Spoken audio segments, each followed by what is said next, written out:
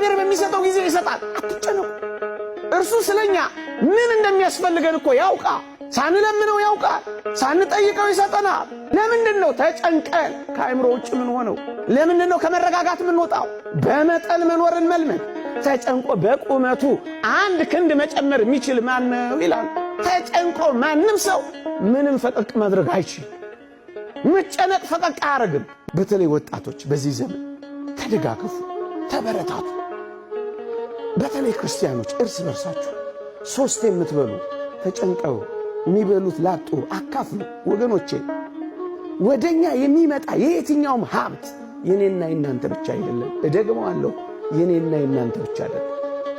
እንድናከፋፍል ነው ለኔና ለናንተ የተሰጠ። ብቻህን እንድትጨርሰው አይደለም እግዚአብሔር የሀብትን ጸጋ አንተ ጋር ያጎናጸፈው።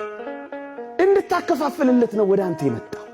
የወንጌላችን ትልቁ ተልእኮ ስጦታ ነው። እኛ እንኳን የዳነው በስጦታም አይደለም።